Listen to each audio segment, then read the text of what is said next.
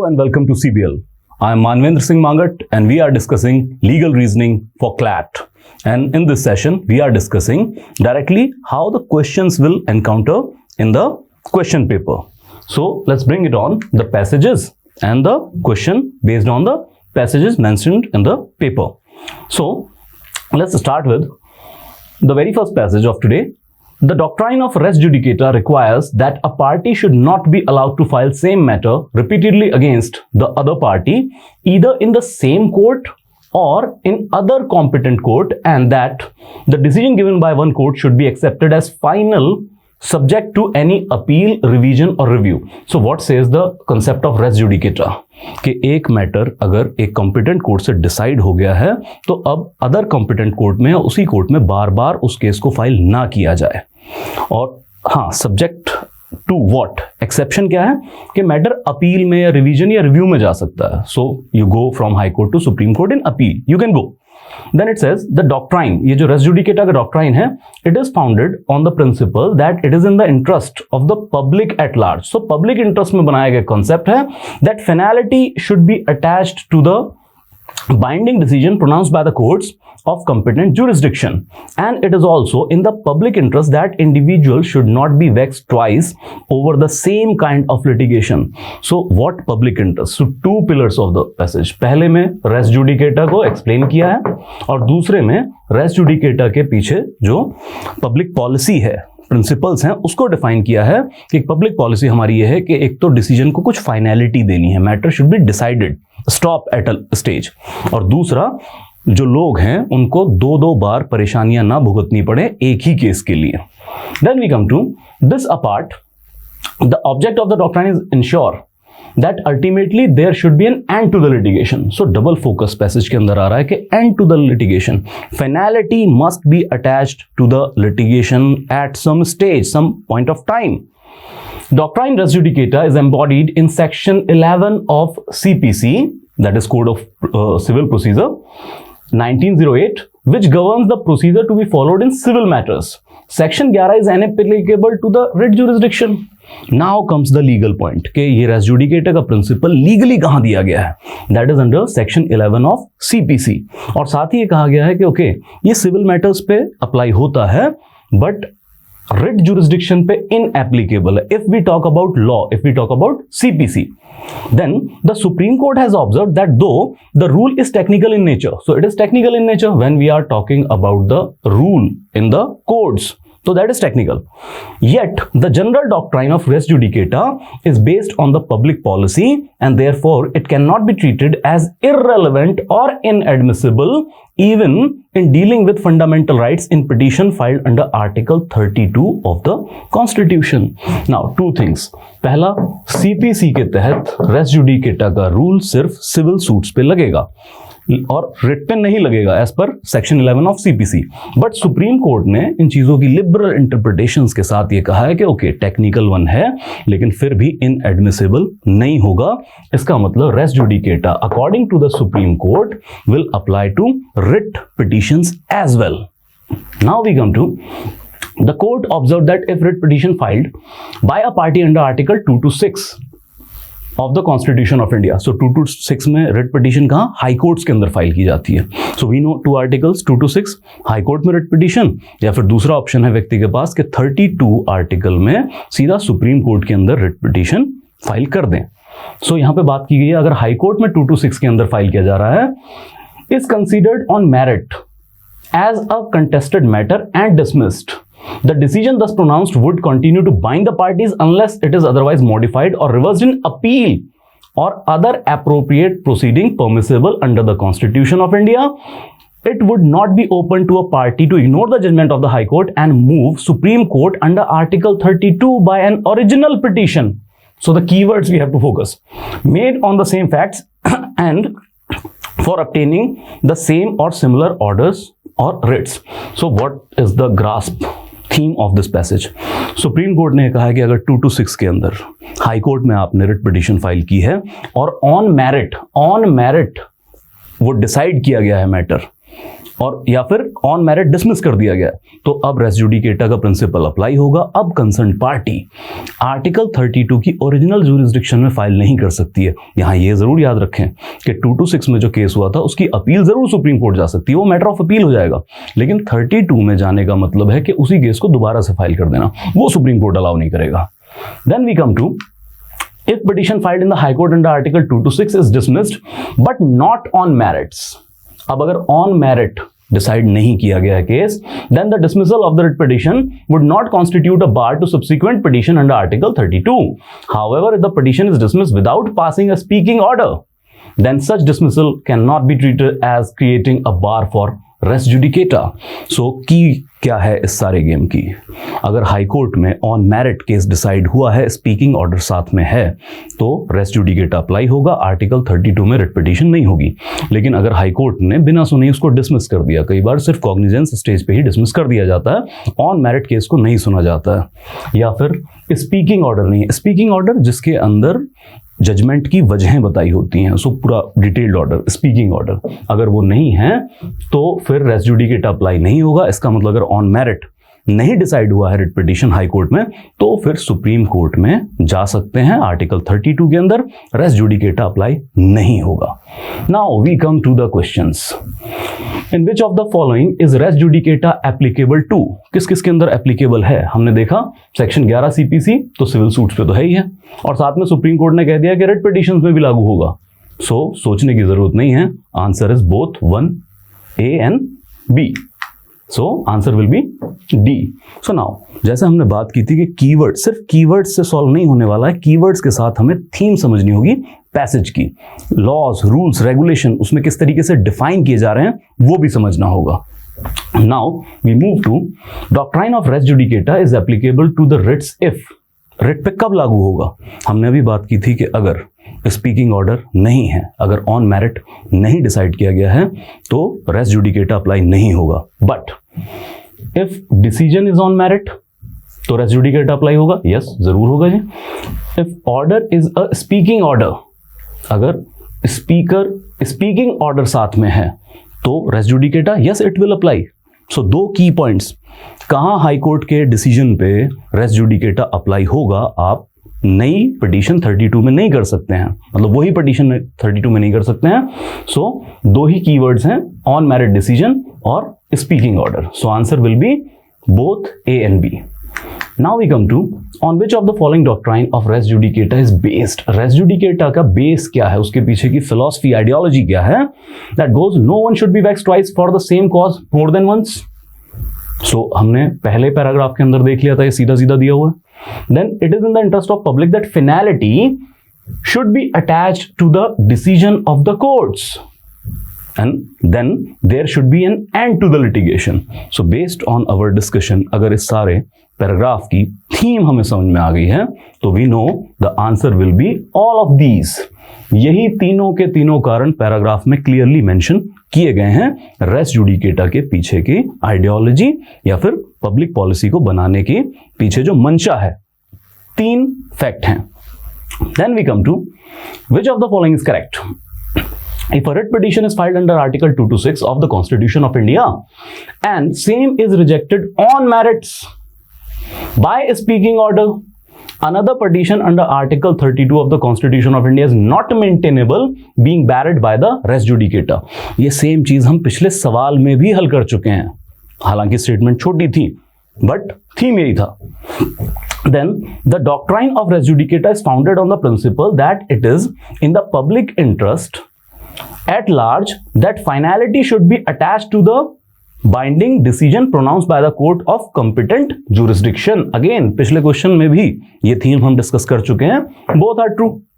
Then it come to technical rule of res judicata only prevents multiple filing of petitions under Article 226 of the Constitution of India between same parties over the same and the matter and is not applicable to the petition under Article 32 of the Constitution of India। No, it is wrong। पहली बात तो CPC के section 11 में सारे ही civil suits पे लागू होता है और ये स्टेटमेंट पूरी तरीके से गलत है। So answer will B D, that is both A and B are true statements। सो हम देख रहे हैं कि क्वेश्चन पैराग्राफ के बेस पे तो ही है, लेकिन जो पिछले क्वेश्चन में आपने चीजें हल की हैं उसी को एक्सपैंड करके फिर से एक नया क्वेश्चन बना रहे हैं. Then we come to mister X was dismissed from the services by his employer after a proper inquiry. Proper inquiry और उसको डिसमिस कर दिया, वो कुछ भी चार्जेस हो. Mr. X challenged his dismissal in High Court by a petition under Article 226. तो हक है उसका, चाहे प्रॉपर इंक्वायरी के बाद भी हुआ है, हाई कोर्ट में तो चैलेंज कर ही सकते हैं. Of the Constitution of India. However, the High Court dismissed the petition citing that Mr. X has an alternative remedy available. Mr. X took recourse to the alternative remedy before the appropriate forum, that may be some tribunal. But Mr. X legal action is opposed by the employer on the basis of res judicata. कि देखो high court में तो decide हो गया था. Based on these facts, which of the following statement is most appropriate? Now we come. Res judicata is applicable. No, it is not applicable क्योंकि on merit speaking order पे decide नहीं हुआ है केस. सिर्फ court ने इतना कहा है कि भाई आपके पास और रिकॉर्ड्स हैं तो वहां चले जाइए, वहां से नहीं मिलता न्याय तो आ जाना. सो पहला तो है नहीं. Res judicata is not applicable. Yes, res judicata is not applicable. Then, since the matter relates to livelihood and the life of the person, technical rules of res judicata should not be applied. No, ऐसा कोई कहीं हमने paragraph में नहीं पढ़ा है और ऐसा कोई रूल भी नहीं है. So answer will be B, that res judicata is not applicable. Such a person can file petition after recourse to such tribunal or ADR mechanism. High Court में file कर सकते हैं. So this is our first paragraph. Now we move to our second paragraph. That is related to the compassionate appointment is an exception to the general rule of appointment, which is a way of providing employment to the family of the deceased employee on compassionate grounds. So compassionate grounds के पहली working line से पता लग रहा है कि compassionate ground पे जो अपॉइंटमेंट दी जाती हैं ज़्यादातर सरकारी नौकरियों के अंदर तो रूल से भी गवर्न किया जाता है इसको कि अगर सर्विस के दौरान डेथ हो जाती है व्यक्ति की तो फिर कंपैशनेट ग्राउंड पे अपॉइंटमेंट दी जाएगी उसी व्यक्ति के किसी फैमिली मेंबर को. नाउ इट सेज बट ये एज सच ए एक्सेप्शन रूल है, मतलब ऐसा कोई फर्म राइट नहीं है कि मिलेगी नौकरी. तो जनरल रूल तो ये है कि ऑन मेरिट सेलेक्ट किए जाएंगे सभी लोग, रिक्रूट किए जाएंगे सर्विसेज के अंदर. लेकिन उस रूल को एक्सेप्शन देता है या एक्सेप्शन के तौर पे है कि जो भी employment, providing employment to the family of deceased employee on compassionate ground. So this is not basically a permanent legal right or fundamental right to get the job on behalf of the family member. So it is basically meant on compassionate ground. The objective is only to provide solace and succor to the family in difficult times. Thus its relevancy is at that stage of the time when the employee passes away. The mere death of an employee in harness does not entitle his family to such source of livelihood. So क्या कह रहा है second जो हम pillar बना सकते हैं इसका कि देखिए एज सच ये नहीं है जैसे हमने भी बात की कि परमानेंट राइट है कि अगर फैमिली डेथ हो तो नौकरी मिलनी है. ये तो इसलिए है जैसे हमने बात की कि कंपैशनेट ग्राउंड पे है कि जो फैमिली के व्यक्ति जो नौकरी कर रहे थे वो पास अवे हो गए हैं तो कंपैशनेट ग्राउंड पे कुछ सॉलेस प्रोवाइड करने के लिए, रिलीफ प्रोवाइड करने के लिए डिसीज्ड की फैमिली को कंपैशनेट ग्राउंड पे अपॉइंटमेंट दिया जा सकता है. Then it comes to the authority concerned has to examine the financial condition of the family of the deceased and it is not only if it is satisfied that but for the provision of the employment the family will not be able to meet the crisis that the job is offered to the eligible member of the family. So third pillar is basically कि ऐसा नहीं है कि बस death हो गई है employ की और उसकी जगह पे नौकरी दे दें.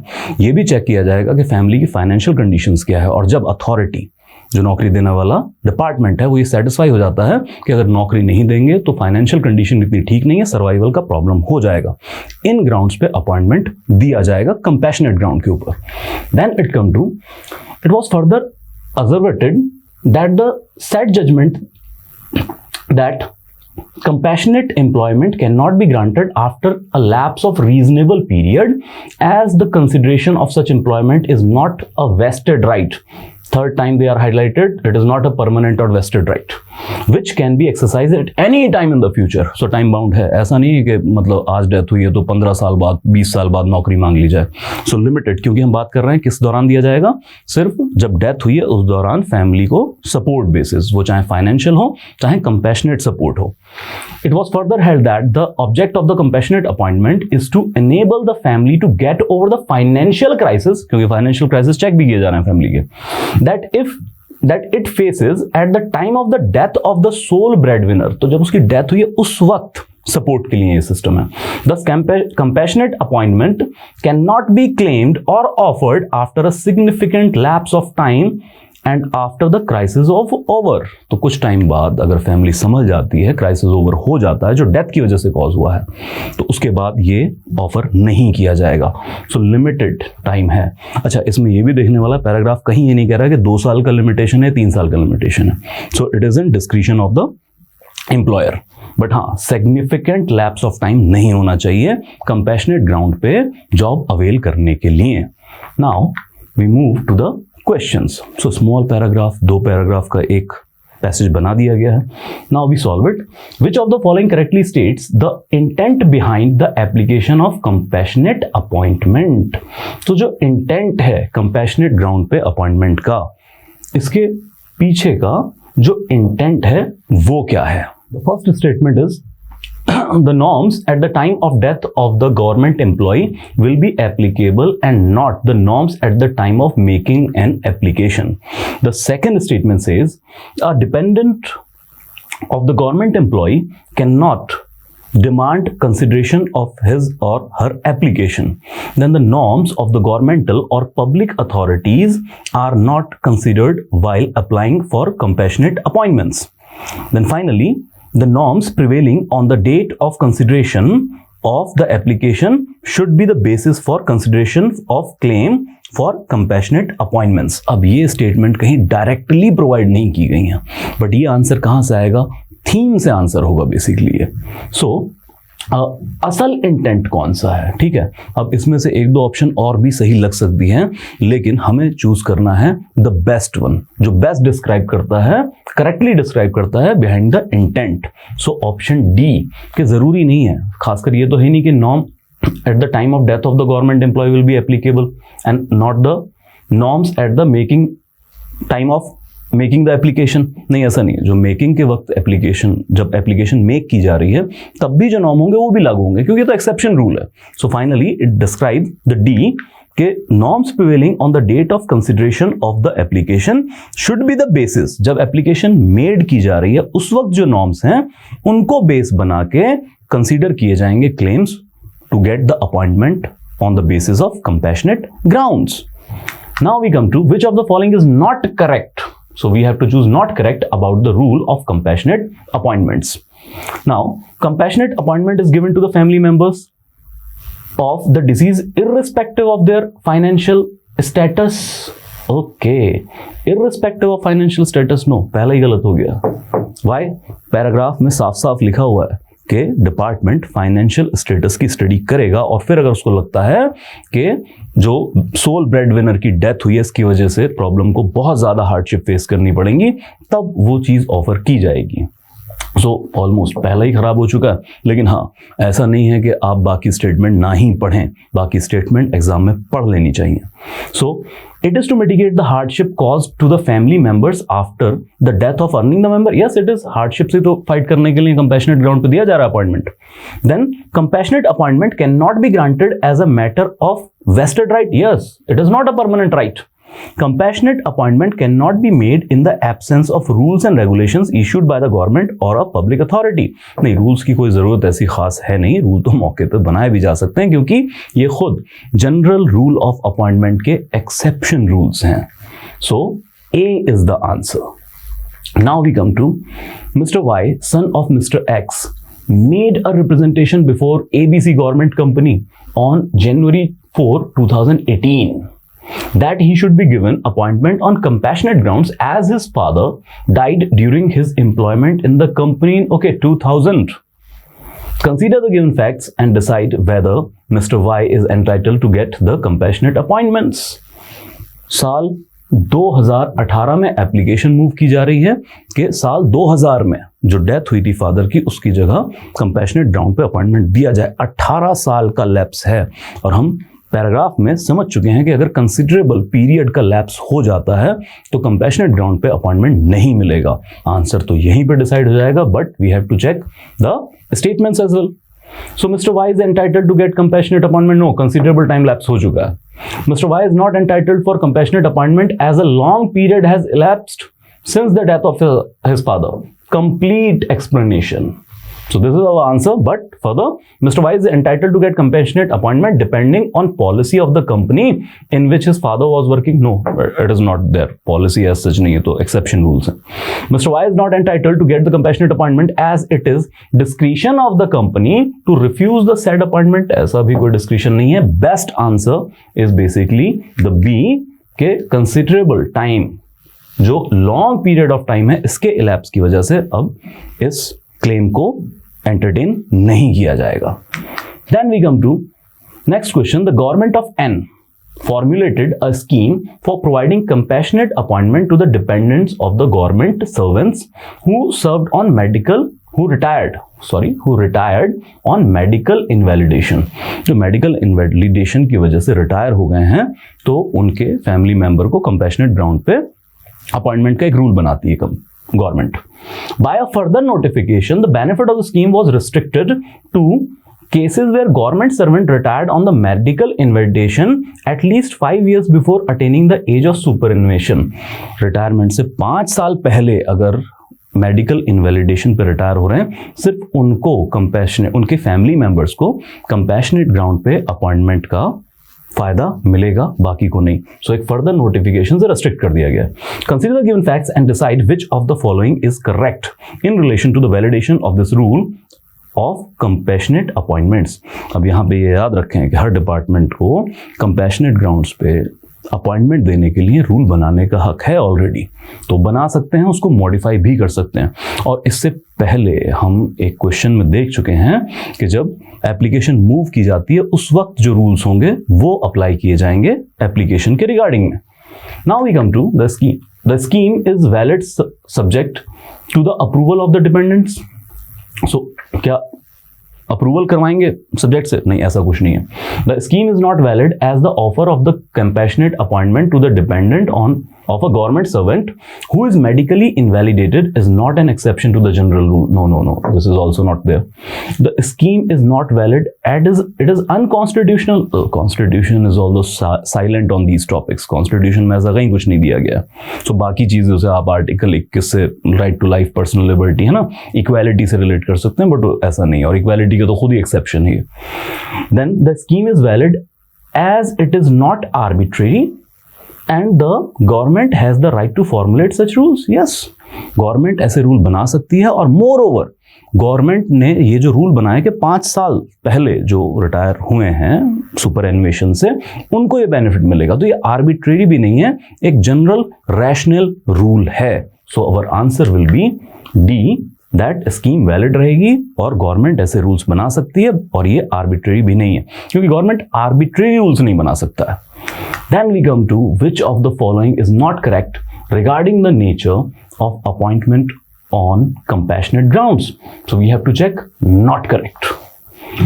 A request for compassionate appointment by the dependent relatives of the deceased must be preferred without any undue delay. So one statement. The general rule of appointment may not always be applicable to the compassionate appointments. हाँ, general rule तो वैसे ही नहीं apply होते हैं, exception है ये। So this is true, तो answer है नहीं हमारा, हमें नॉट करेक्ट ढूंढना है। Then the immediacy of the need is not a basis for the state to allow the benefit of compassionate appointment. No, this is not true, because क्या कह रहे हैं, that immediacy of the need is not the basis, जबकि हमने देखा है immediacy of the need, it is a basis. Okay, then it is a benefit given to the family members at the time of distress. So it is also true, distress के लिए तो बनाया जा रहा है। So ultimately C is not correct. Immediacy को check करना लाजमी है, हमारा आंसर होगा C. So this is the 5 questions based on our passage. Now we move to another passage, and this relate to marital relations. It goes, marriage is necessarily the basis of social organization and the foundation of important legal rights and obligation.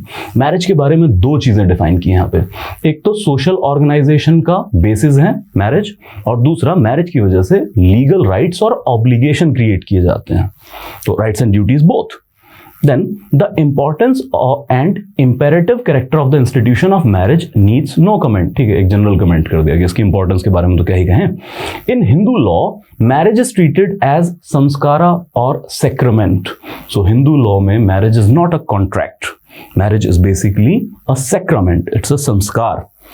The Hindu Marriage Act 1955 HMA introduced monogamy as a law of marriage among Hindus by virtue of section 5 clause 1, which is essentially the voluntary union for life of one man with one woman to the exclusion of all others. So क्या किया गया HMA के अंदर? Monogamy को rule बना दिया गया है.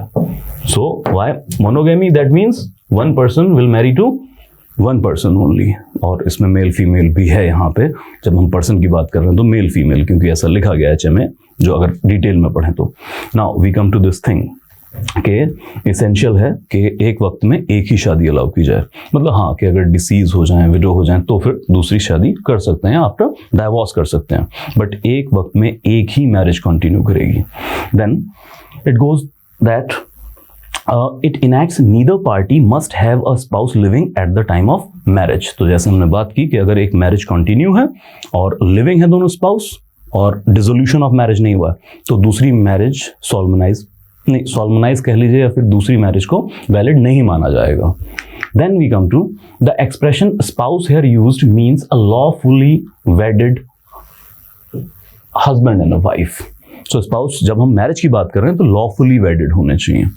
Before a valid marriage can be solemnised, both parties to such marriage must be either single, divorced or widow or a widower, and only then they are competent to enter into the valid marriage. जैसे हमने भी बात की कि हाँ अगर window हो जाते हैं, इसके बाद डाइवोर्स ही हो जाते हैं, तो उस केस में सेकंड मैरिज अलाउड है, वो तो कितनी भी आप कर लें आगे जाके.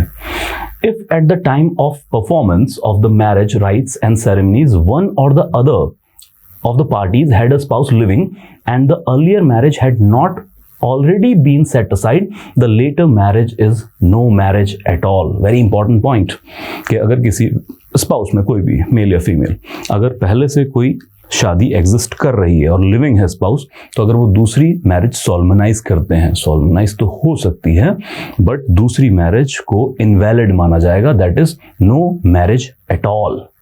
Now we come to the supreme court in Bhaurao Shankar Lokhande versus State of Maharashtra 1965 All India Record. Supreme Court held the prima facie the expression whoever marries in section 494 of IPC. Now they relate to IPC, so it is a punitive law which defines the offense of bigamy. So bigamy is the offense under IPC as well. Must mean whoever marries validly or whoever marries and whose marriage is valid one. तो यहाँ पे जो criminal सजा मिलती है bigamy के लिए, वो उन्हीं को मिलती है जो लॉफुली वेडेड हैं. सो ऐसा नहीं है कि कोई लिव इन में रह रहा था. अभी लिव इन हमारे यहाँ जरूर रिकॉग्नाइज की जा रही है, but that is not lawfully वेडेड couple. Okay, तो उसको कंसीडर नहीं करेंगे. Then, if marriage is not valid according to the law applicable to the parties, no question arises of its being void by reason of its taking place during the life of the husband or wife, the person marrying. One of the conditions of valid marriage under the Hindu Marriage Act that it must be solemnized. Solemnized क्योंकि संस्कार माना जाता है HMA के अंदर, तो solemnize होनी जरूरी है. जो रीति रिवाज हैं प्रॉपर, उनके थ्रू मैरिज को solemnize किया गया हो. जैसे सप्तपदी का कॉन्सेप्ट है, 7 फेरों का है, या किसी और रिलीजन के अंदर, और खासकर जैसे सिखिज्म, तो they cover under HMA also. So it comes to के लामा लेनी है, तो इस तरह सोलमनाइजेशन जरूरी है हिंदू मैरिज के अंदर. Further, section 13(2) of the act provides for the grounds of divorce to the wife and estates. So divorce के ground जो HMA के अंदर हैं, और especially wife के लिए, a wife may also present a petition for the dissolution of a marriage by a decree of divorce on the ground that in the case of any marriage solemnized before the commencement of this act, that the husband had married again before such commencement, or that any other wife of the husband married before such commencement was alive at the time of solemnization of marriage of the petitioner. So अगर कोई lady, उसको ये पता लगता है कि मेरी marriage सॉल्मनाइज हो चुकी है, लेकिन मेरे हस्बैंड का पहले से भी कोई वैलिड मैरिज है और लिविंग स्पाउस है, तो कोर्ट के अंदर डिसोल्यूशन ऑफ मैरिज की पिटीशन फाइल कर सकते हैं, dissolution of marriage through divorce. So it gives a right to the women provided that in either case the other wife is alive. तो वो हमने भी बात की, अलाइव होना लाजमी है eight the time of presentation of petition. अब अगर प्रेजेंटेशन ऑफ पिटीशन के वक्त पुरानी वाइफ, ये पुरानी वाइफ से मेरा मतलब है कि फर्स्ट वाइफ जिस केस की हम बात कर रहे हैं, अगर वो अलाइव ही नहीं है तो मैरिज ही एग्जिस्ट नहीं कर रही है, लीगल, तो डिसॉल्व ऑटोमेटिकली हो चुकी है. बट अगर अलाइव हैं जिस वक्त पिटीशन कर रही हैं तो ये होना लाजमी है, तब डिसोल्यूशन ऑफ मैरिज का डिक्री पास होगा कोर्ट से. Now we come to the questions. Mr. A, a 40-year-old male Hindu, was married to Miss B at 36, a 36-year-old female Hindu. So ठीक है, वो 40 वाली से तो ऐसे लिख देते हैं कंफ्यूज करने के लिए. Mr. A fell in love with his colleague Miss C, a 22-year-old female Christian. On April 8, 2020, Mr. A declared that Miss C as his wife in front of all his colleagues, family members and relatives. तो declare कर दिया कि मेरी वाइफ है. Based on the given fact decide the liability of mister A as per Hindu law. अब हमें paragraph के फैक्ट्स के ऊपर फोकस करना है. Mister A is not liable for the offence of bigamy as miss C is a Christian. नहीं, अगर वो मैरिज सॉल्मनाइज हो जाएगी तो फिर तो ऐसा कुछ है नहीं.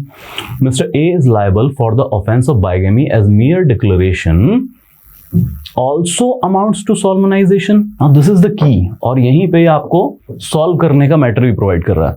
mere declaration of कि मैंने ये मैरिज कर लिया, ये मेरी वाइफ है, तो वो किसी को भी कहते फिर हैं.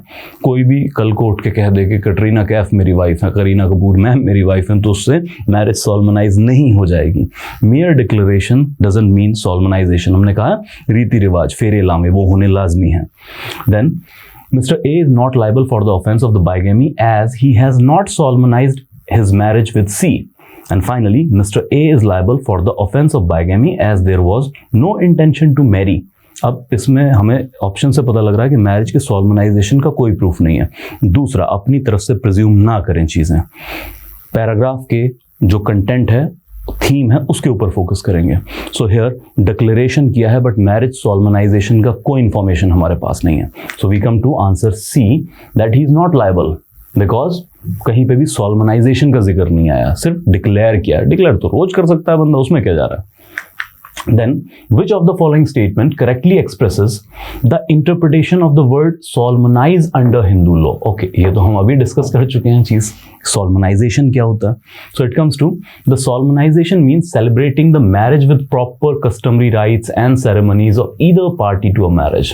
कुछ क्वेश्चन तो ऐसे हैं कि हमें बाकी ऑप्शन पढ़ने की भी जरूरत नहीं पड़ेगी. A is correct, but still we go.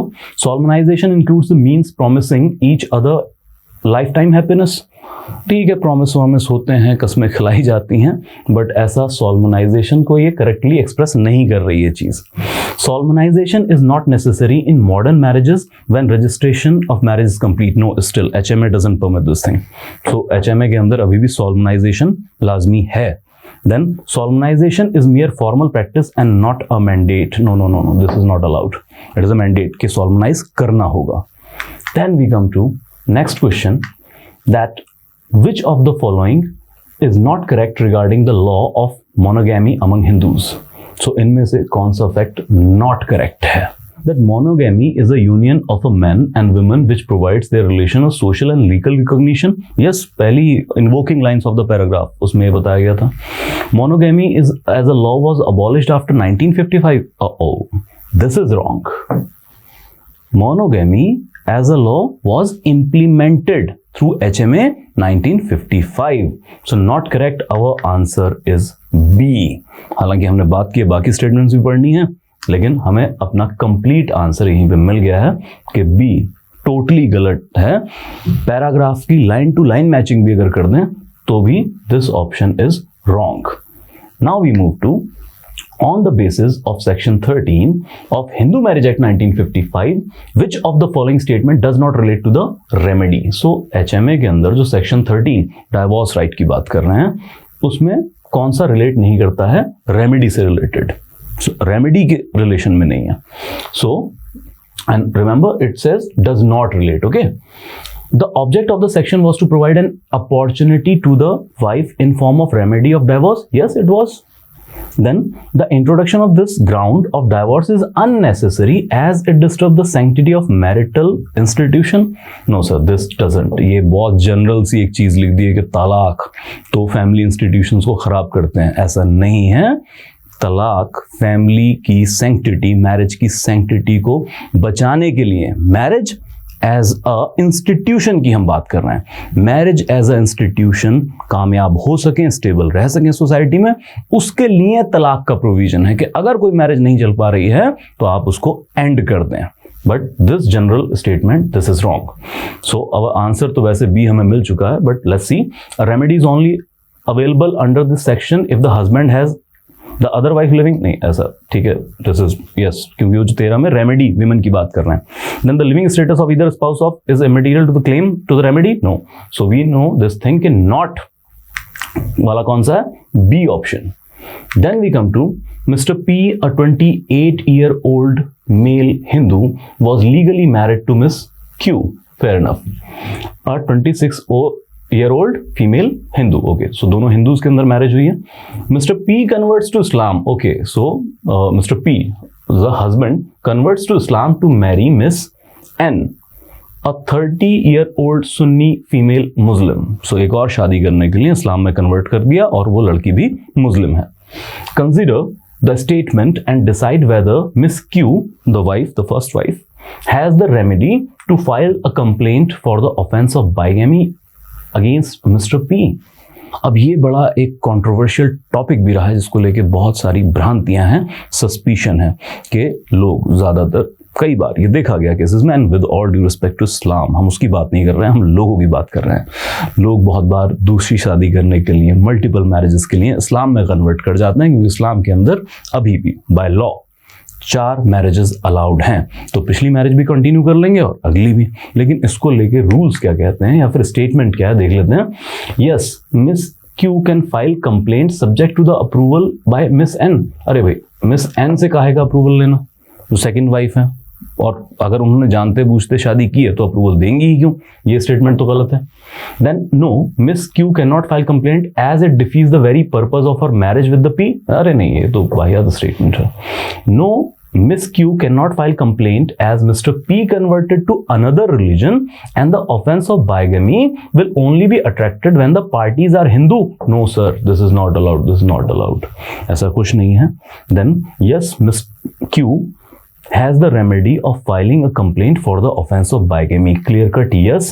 और सुप्रीम कोर्ट के रिपीटेड जजमेंट्स में ये चीज है कि अगर कोई इस्लाम में कन्वर्ट करता है with the sole purpose of marrying with some person, or we say with the sole purpose of second marriage or third marriage. So इस केस में कन्वर्जन भी वैलिड नहीं माना जाएगा. मैरिज तो छोड़ ही दीजिए, कन्वर्जन भी वैलिड नहीं माना जाएगा. और उसके साथ अगर इस्लाम में कन्वर्ट होकर दूसरी मैरिज करते हैं तो भी कम से कम वाइफ को तो ये राइट है कि वो बाइगैमी के लिए रेमेडी क्लेम कर सकती हैं, बाइगैमी की ऑफेंस के प्रोसीडिंग शुरू करा सकते हैं. Our next passages. The Indian Penal Code 1860 does not define consent in positive terms, but what cannot be regarded as consent under the code is explained by section 90. So we are talking about section 90 of IPC. Now the thing is this, case में invoke किया गया है कि consent को जो हामी भरते हैं किसी काम के लिए, उसको पॉजिटिव टर्मिनोलॉजी में नहीं बल्कि नेगेटिव टर्मिनोलॉजी में लिखा गया. मतलब यही बताया गया कंसेंट क्या नहीं होती है, ये नहीं बताया कंसेंट क्या होती है. बहुत सारे लॉज नेगेटिव टर्मिनोलॉजी में लिखे जाते हैं. जैसे हम बात करते हैं कि fundamental rights in part 3 of Indian constitution, major fundamental rights are written in negative terminology, that state shall not do this, state shall not do that. Now we come to further that section 90 reads as follows. So what is the section 90?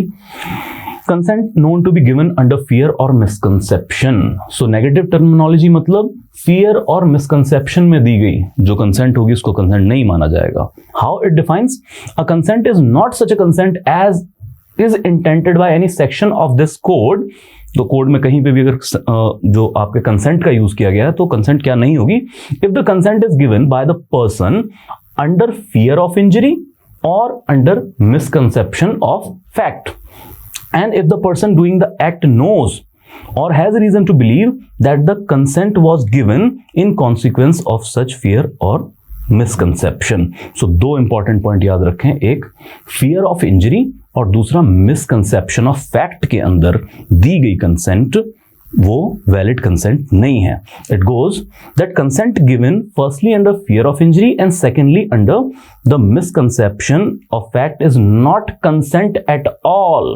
मतलब आप मुझसे कोई काम करवाना चाहते हैं लेकिन मुझे फियर ऑफ इंजरी दिखा के, कोई धमकी दे के गोली मार देंगे, तो फियर ऑफ इंजरी अगर मैं आपका वो काम करता हूं या करने के लिए हामी भरता हूं तो ये कंसेंट नहीं मानी जाएगी। या फिर मिसकंसेप्शन ऑफ फैक्ट, कोई फैक्ट का मिसकंसेप्शन है, आपने मुझे कुछ झूठ बोला है और उस मिसकंसेप्शन में आपने मुझसे हामी ले ली है, तो फिर वो भी कंसेंट नहीं मानी जाएगी।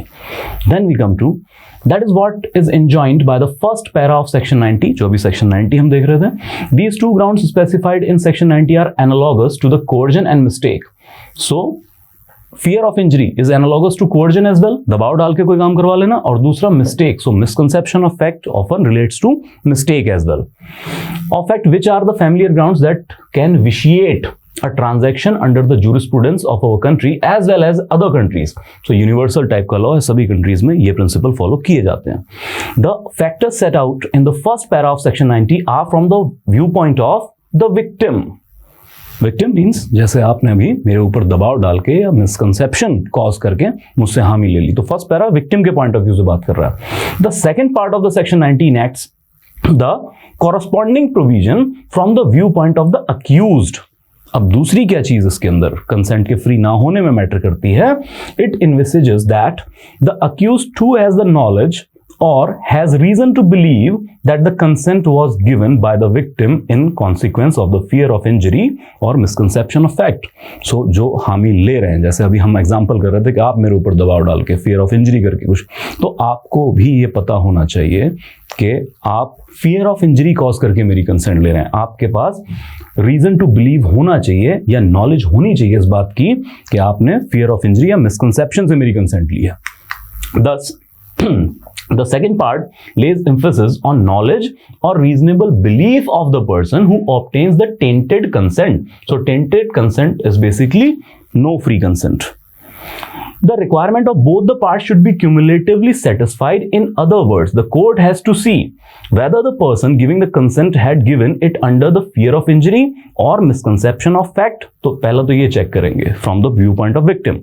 And the court should also be satisfied that the person doing the act, that is alleged offender, जैसे कि हमारे वाले एग्जाम्पल में आपने मेरे ऊपर दबाव डाला तो आप ऑफेंडर हो, is conscious of the fact or should have reason to think that but for the fear or misconception the consent would not have been given. तो आपको भी नॉलेज या रीजन टू बिलीव होना चाहिए कि अगर आप मुझ पर दबाव ना डालते, मिसकंसेप्शन ना कॉज करते, तो मैं ये कंसेंट ना देता। ये नॉलेज आपके पार्ट में भी स्टैब्लिश होनी चाहिए। कोर्ट ये चेक करेगा, कहीं ऐसा तो नहीं है कि मैं ही मनगढ़ंत बनाता फिर रहा हूँ कि आपने मुझे एक काम करने के लिए कहा और मुझे लगा कि आप तो बहुत पावरफुल हैं और अगर आपका काम नहीं करूंगा तो मुझे कुछ नुकसान हो जाएगा, जबकि आपने कोई ऐसा थ्रेट कॉज किया ही नहीं है।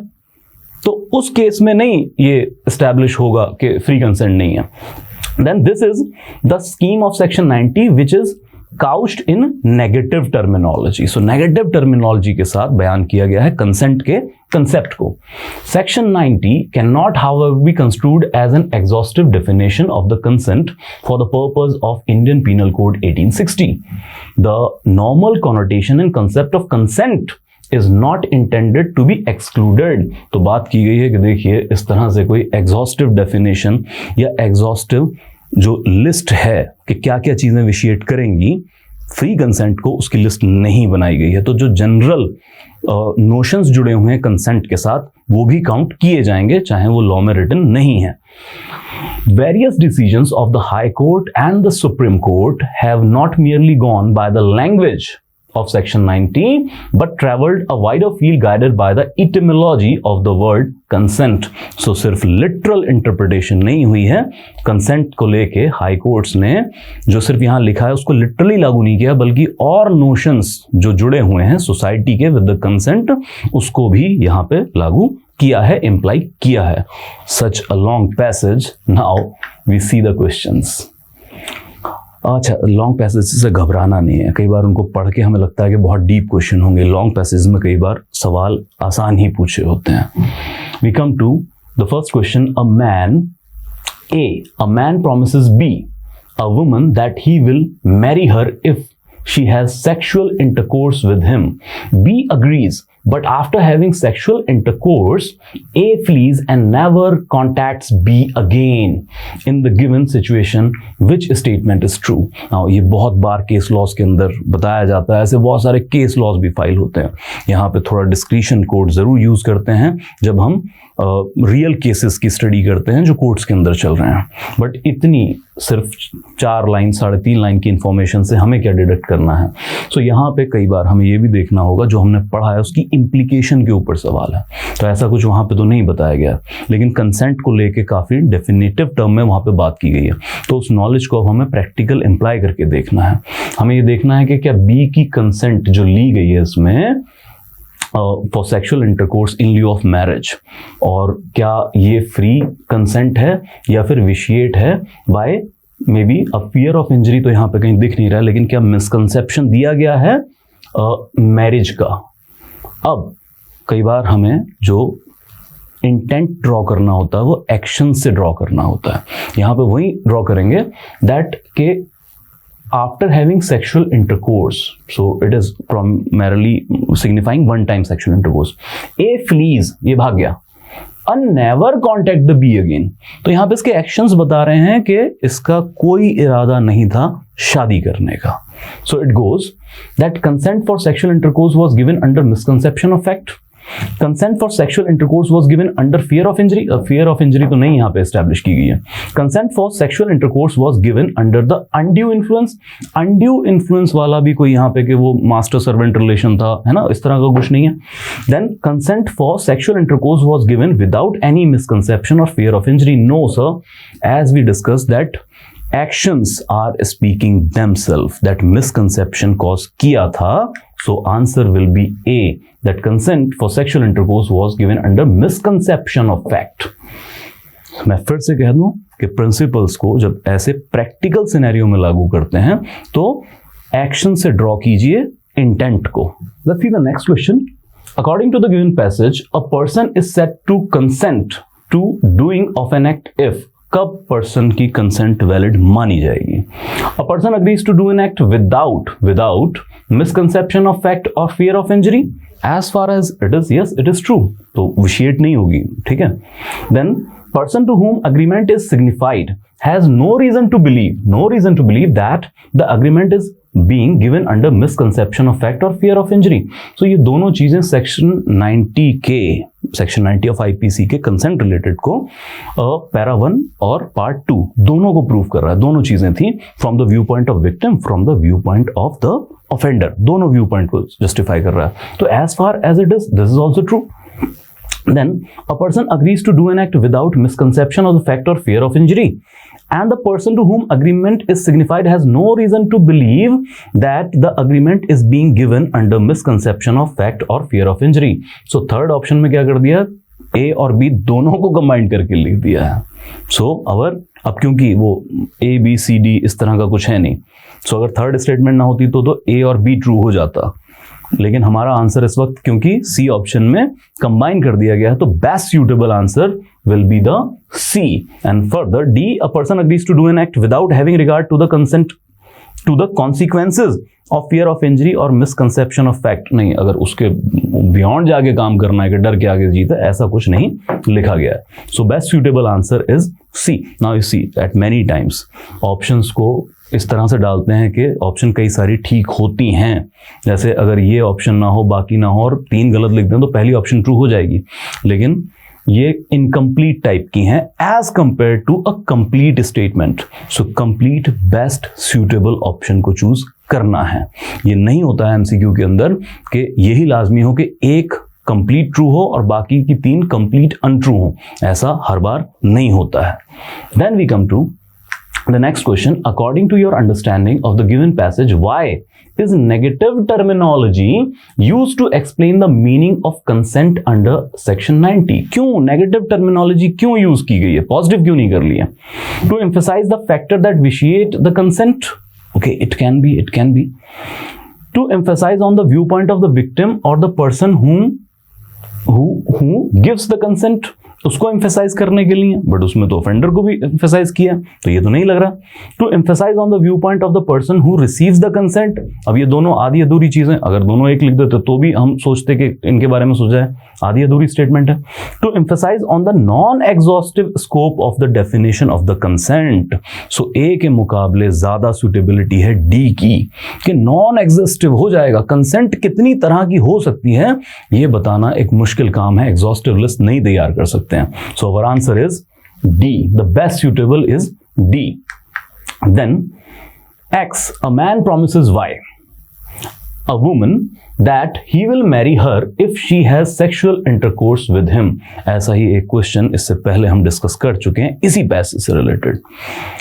Y agrees and they have sexual intercourse. Okay, यहां तक वो केस भी सेम था। Thereafter X, the male, assures Y that they will get married. But X family is opposed to the marriage even after X attempt to convince them. अब X ने attempt भी किया family को मनाने के लिए, भाई मान जाइए शादी कर लीजिए, बट वो नहीं माने।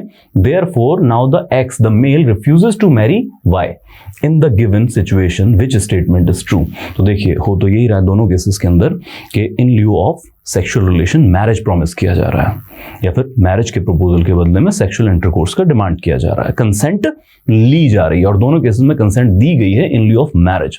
बट जैसे हमने बात की थी that intent has to be drawn from the actions. अब ये उस केस से डिफरेंट कैसे, उस केस में वो फ्ली कर गया था, उसने कभी दोबारा कॉन्टैक्ट ही नहीं किया था। यहां पे ये व्यक्ति सेक्सुअल इंटरकोर्स के बाद भी अश्योर करता है वाई को that they will get married, but family oppose करती है और उसके बाद फैमिली को भी मनाने की कोशिश करता है कि मान जाइए, बट जब फैमिली नहीं मानती है तो रिफ्यूज करता है। मतलब कि मिसकंसेप्शन नहीं दे रहा है यहाँ पे, और फियर ऑफ इंजरी तो यहाँ पे है ही नहीं, तो फ्रॉड वाली कोई चीज आ नहीं रही है। देख लेते हैं ऑप्शंस क्या हैं।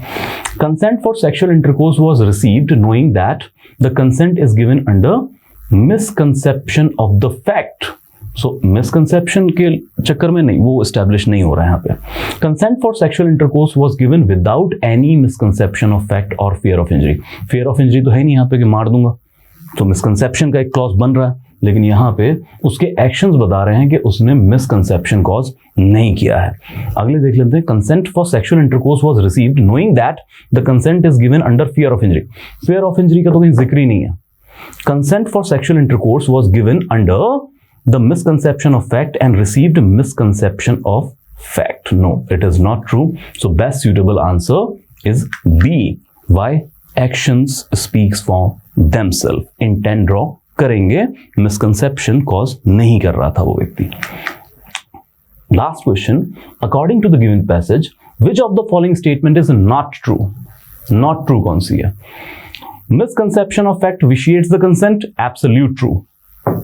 Then fear of injury vitiates the consent. Absolute true. Misconception of fact obviates the necessity of consent. मतलब हटाई देता है इस चीज को कि अब कंसेंट की नेसेसिटी नहीं है। Absolute wrong. Then fear of injury is analogous to coercion. Specially लिखा है पैराग्राफ में, क्लियर लाइन है कि yes, fear of injury is analogous to coercion as well. So ultimately C is the answer, most simple answer, that misconception cause करके आप necessity हटा देंगे consent की, नहीं, वो नहीं है, vitiate करेगा उस चीज को।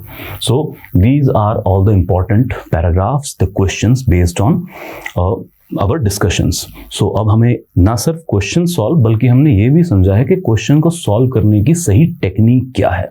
जैसे पिछली बार हमने बात की थी कि ना सिर्फ कीवर्ड फोकस करने हैं, कीवर्ड्स का सहारा लेके थीम समझना है, पैराग्राफ को ब्रेक करना है 2-3 पिलर्स के अंदर के मेन बातें क्या की जा रही हैं और उस पर एक थीम डेवलप करना है। उससे बहुत सारे क्वेश्चन सॉल्व होंगे। सिर्फ कीवर्ड को उठा के मैच करके मिसमैच नहीं कर देना है सही आंसर का।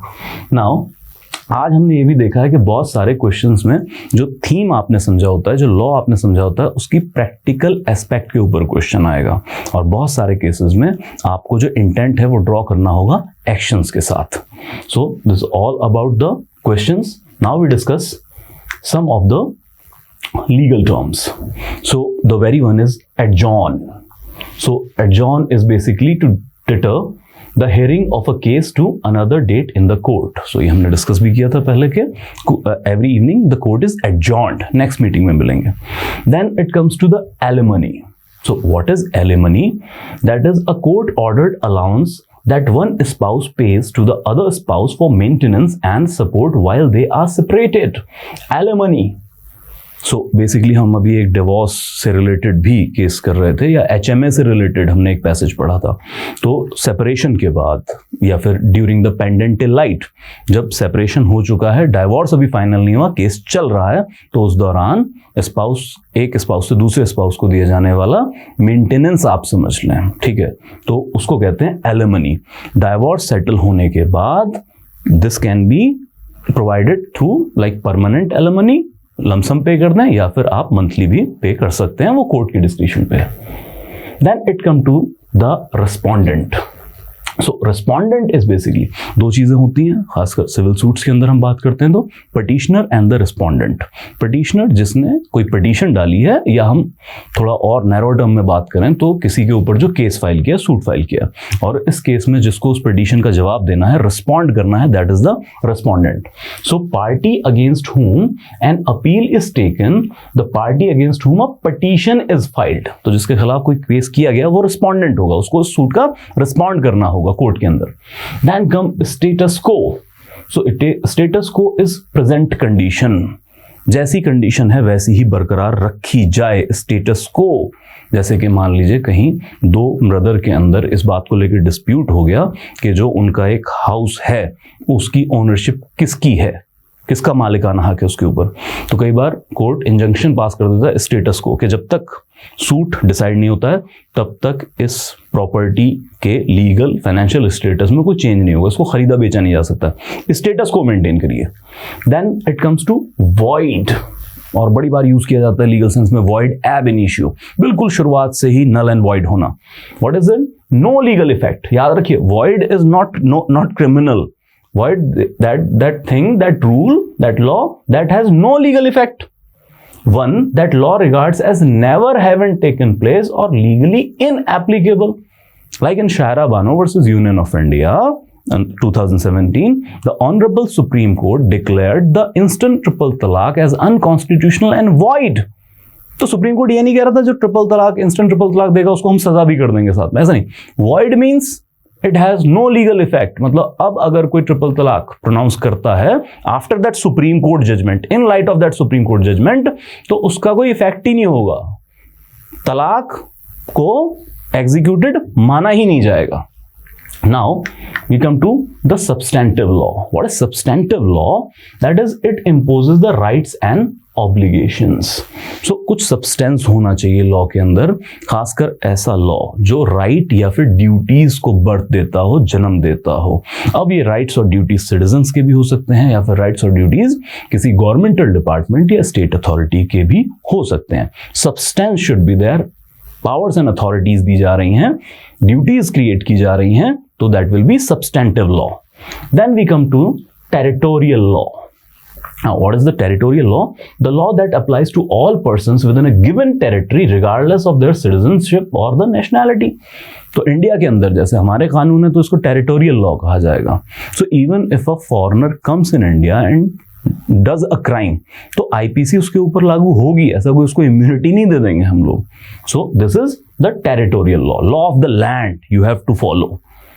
and ignorance of the law is no excuse, ये हम पढ़ चुके हैं.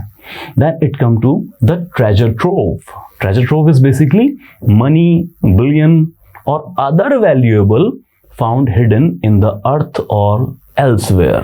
खजाना, गढ़ा हुआ खजाना, कुछ इस तरीके का. और याद रखें, थ्रू वेरियस रूल्स, लॉज, ये स्टेट की संपत्ति होती है.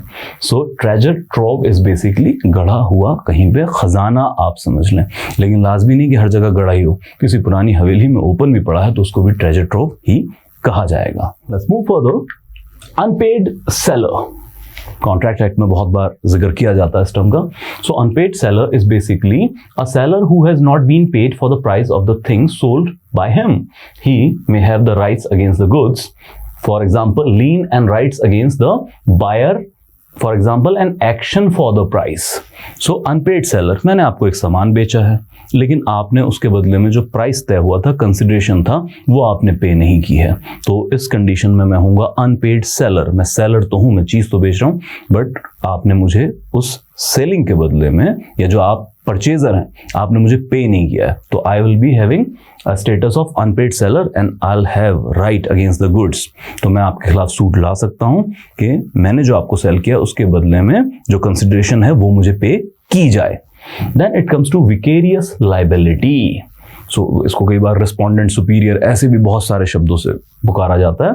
Liability of a person for acts of another. So किसी और के एक्शन के लिए किसी और को लाइबल कर देना. लेकिन ऐसा अंधेर नगरी चौपट राजा वाली कहानी नहीं है. तो यहाँ पे जैसे कि master's liability for the acts for his servant और principal against the act of the agent.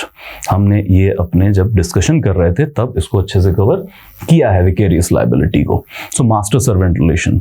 सो अगर servant on course of duty कोई ऐसी हरकत करता है, कोई इलीगल एक्टिविटी करता है in relation to the job, तो फिर मास्टर की भी लाइबिलिटी बनती है. Then we come to white collar crimes, जो आज बहुत ज्यादा हाईलाइटेड भी हैं, बड़े पैमाने पे परफॉर्म भी किए जा रहे हैं. What is white collar crimes? That financial crimes such as fraud or insider dealing committed primarily by persons at high places, okay, or at management level. सो किसी भी संस्था के अंदर हाई प्लेसेस पे बैठे हुए लोग जो फाइनेंशियल क्राइम्स करते हैं, तो उन क्राइम्स को, फाइनेंशियल क्राइम्स को एट हाई लेवल कहा जाता है व्हाइट कॉलर क्राइम. हालांकि कितना गलत शब्द है, तो इस तरह से तो इसकी मतलब महिमा और बढ़ाई जा रही है कि आप तो व्हाइट कॉलर क्राइम कर रहे हैं. बट फिर भी टर्म चल रहा है तो चलता है. जैसे कि मान लीजिए कोई बड़ा उद्योगपति आए, और अभी तो पीछे हुआ भी है ना कि यहाँ से लोग लोन ले लेके भाग गए बाहर, ठीक है, तो उनके लोन पास कराने के लिए higher management in the bank वो किसी उद्योगपति से मिल के अगर डील सेट करता है और कुछ कट अपने पास रख लेता है कि ठीक है कल को मत पे कर देना, हम आपका लोन फिर भी पास कर रहे हैं, और जितनी आपकी क्रेडिबिलिटी नहीं है उससे ज़्यादा लोन पास कर रहे हैं, तो ऐसी एक्टिविटी को कहा जाएगा white collar crimes. So we have covered the syllabus, all the important aspect of the syllabus, even the UNO, the criminal law, the contract law, the torts, the constitutional and the political setup. और side by side हम लगातार discuss कर रहे थे important legal maxim, legal phrases, legal terminologies, और उसके बाद हम क्वेश्चंस भी सॉल्व कर चुके हैं कि किस तरीके से क्वेश्चंस आते हैं डायरेक्ट एग्जामिनेशंस के अंदर. That is all for today. Thank you so much.